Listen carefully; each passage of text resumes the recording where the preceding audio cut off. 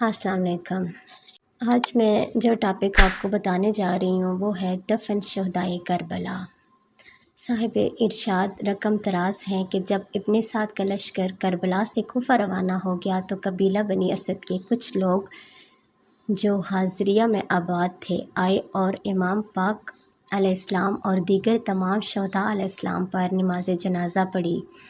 اور کلی کلی بکھرے زہرا علیہ السلام کے پھولوں کو دفن کیا اور امام علیہ السلام کو اس مقام پر جہاں آج قبر مطہر ہے دفن کیا اور حضرت علی اکبر علیہ السلام کو حضرت کے پایتی کی طرف دفن کیا اور دیگر شہداء کو حضرت امام علیہ السلام کی پایتی کی طرف 10 گز کے فاصلے پر ایک مشترکہ قبر میں دفن کیا۔ حضرت عباس علمدار علیہ السلام کو جہاں وہ شہید ہوئے وہاں دفن کیا۔ یہ بنی اسد شہداء علیہ السلام کی تدفین کے بعد تمام عرب کے قبائل پر فخر کرتے تھے کہ ہم نے امام حسین علیہ السلام اور ان کے اصحاب اور ساتھیوں کی نماز پڑھ کر انہیں دفن کیا۔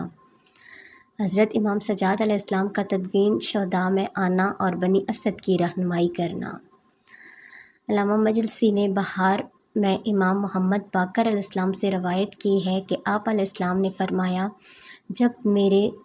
جد امجد زمین کربلا پر وارد ہوئے تو جناب محمد حنفیہ اور تمام بنی ہاشم کو ایک خط لکھا جس کا مضمون کچھ یوں تھا: بسم اللہ الرحمن الرحیم، من الحسین ابن علی الی محمد ابن حنفیہ ومن قبل من بنی ہاشم، اما بعد فکان الدنیا لم تکن وکان الآخرۃ لم تزل والسلام، یعنی دنیا فانی ہے اور آخرت ہمیشہ کے لیے ہے۔ خط لکھنے اور مدینہ ارسال کرنے کے بعد اس زمین کے مالکوں کو بلایا جو اہل غازریہ تھے اور 4 فرسخ زمین 60,000 دینار میں خریدی اور اس کو وقف کیا، اور اس وقف کا متولی انہی بنی اسد کے مالکوں کو اس شرط پر بنایا کہ آج سے 10 دن بعد وہ یہاں آئیں گے اور تمام شہداء علیہ السلام کے ابدان مطہرہ کو دفن کریں گے۔ دوسری شرط یہ تھی کہ جو شیعہ دور و نزدیک سے قبر مطہر کی زیارت کو آئیں تو ان کا استقبال کریں، ان کو 3 دن اپنا مہمان ٹھہرائیں اور ان کو اقامت میسر کریں۔ اہل غازریہ کے اسدی لوگوں نے یہ شرطیں قبول کیں اور رقم آپس میں تقسیم کی اور حضرت علیہ السلام سے رخصت ہوئے۔ 10 دن کے بعد جب لشکر ابن سعد امام حسین علیہ السلام اور ان کے ساتھیوں کو قتل کر کے سر جدا کرنے اور لباس لوٹنے کے بعد کوفہ چلا گیا تو شہداء کی لاشیں دھوپ میں پڑی تھیں۔ بنی اسد کی عورتوں نے دیکھا کہ ہمارے مرد تو شہداء کے دفن کرنے سے خوف کھا رہے ہیں تو اپنے شوہروں کو روک کر کہا، اے بے مروت مردوں، کیا تم نے فرزند رسول علیہ السلام صلی اللہ علیہ وسلم کی شرط قبول نہیں کی تھی تو اجساد طاہرہ اور ابدان مطہرہ کو دفن کریں گے؟ اب تمہیں کیا ہو گیا ہے کہ مقتل کی طرف نہیں جاتے اور خاموش ہو؟ کیا خوف خدا تم میں نہیں ہے اور پیغمبر اکرم صلی اللہ علیہ وسلم سے شرم نہیں آتی؟ کیا قیامت کے دن پر تمہارا یقین نہیں ہے؟ بنی اسد کے مردوں نے کہا، ہمیں وہ شرط بھی یاد ہے اور خوف خدا بھی لاحق ہے اور قیامت پر یقین بھی ہے، لیکن ابن زیاد صفا کو ظالم کے ظلم سے ڈرتے ہیں، اگر اسے علم ہو گیا کہ ہم نے شہداء کو دفن کیا ہے تو ہمیں قتل کر دے گا۔ عورتوں نے مردوں سے کہا کہ اگر تمہیں جانوں کا خطرہ ہے تو ٹھیک ہے، ہمیں خطرہ نہیں، بلکہ اگر خطرہ ہے بھی تو اپنی جانیں بنی ہاشم کی عورتوں پر فدیہ کے طور پر قربان کر دیں گے۔ پھر عورتوں نے رونا شروع کیا۔ مائیں بہنیں اپنے اپنے خیمے سے بیلچے اور کلنگ اور قبر کھودنے کے دیگر آلات اٹھا لائیں اور جانے کے لیے تیار ہو گئیں۔ پس بنی اسد کے جوانوں نے اپنی عورتوں کی حمایت اور ہمت دیکھی تو خود کمر ہمت باندھی اور بیلچے وغیرہ عورتوں سے لے کر خود کربلا میں پہنچے۔ ان کی عورتیں ان کے پیچھے سر اور چہرہ پر ماتم کرتی اور روتی ہوئی آئیں اور کربلا میں قتل گاہ تک ماتم کرتی رہیں۔ بنی اسد کے لوگ قتل گاہ میں حیران اور سرگرداں کھڑے تھے، اجساد ابدان مطہرہ کو دیکھ رہے تھے کہ ٹکڑے ٹکڑے بکھرے پڑے ہیں۔ سب موسم بہار کے بادلوں کی طرح آنسو بہانے لگے، کیونکہ لاشوں کی ایسی حالت ہو چکی تھی کہ معلوم نہ ہوتا تھا کہ آقا کون ہے اور غلام کون ہے، باپ کون ہے اور بیٹا کون۔ وہ پریشان کھڑے تھے کہ ایک نقاب پوش سوار وہاں پہنچ گیا اور بنی اسد کے لوگوں سے پوچھا کہ کیوں حیران و پریشان کھڑے ہو۔ بنی اسد کے لوگوں نے آنے کا مقصد بتایا اور عرض کیا، ہم تو کسی کو پہچانتے نہیں، کس طرح دفن کریں؟ اس سوار نے کہا، میں ان سب کو جانتا ہوں اور تمہیں سب کا ایک ایک کر کے تعارف کراتا ہوں۔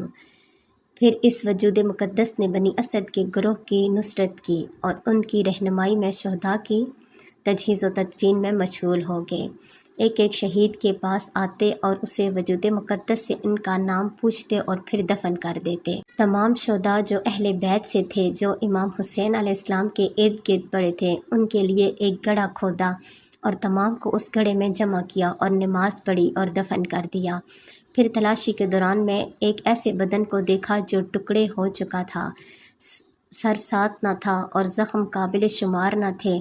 تو وجود مقدس امام سجاد علیہ السلام سے پوچھا کہ یہ کس شہید کا بدن مبارک ہے؟ جو ہی امام سجاد علیہ السلام کی نظر زخمی بدن پر پڑی تو وہ رو کر اس بدن پر گر پڑے اور بلند آواز سے گریہ کیا۔ بنی اسد کے مرد و زن نے بھی گریہ کیا اور پورا گھنٹہ امام علیہ السلام اس مظلوم بدن پر آنسو بہاتے اور ماتم کرتے رہے۔ نیز سر میں خاک ملائی، پھر فرمایا، اے بنی اسد، یہ میرے مظلوم بابا حسین علیہ السلام کا بدن مبارک ہے۔ امام علیہ السلام نے نماز پڑھائی اور خود اس مبارک بدن کو دفن کیا، یعنی اس قبر میں جو خود رسول صلی اللہ علیہ وآلہ وسلم نے تیار کی تھی دفن کر دیا، اور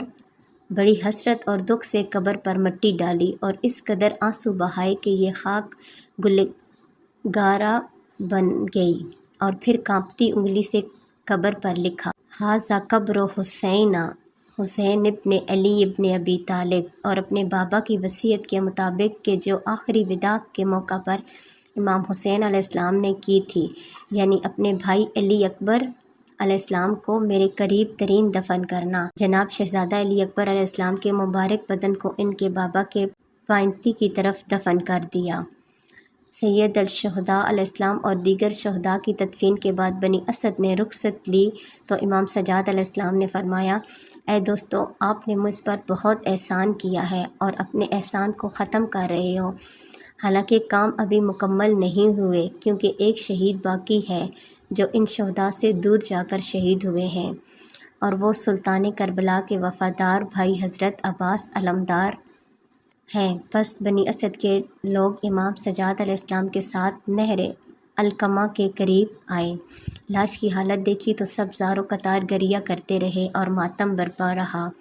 پھر یہاں قبر کھودی گئی اور حضرت عباس علمدار کے بدن مطہر کو کٹے ہوئے ہاتھوں کے ساتھ عبا میں رکھ کر دفن کر دیا گیا۔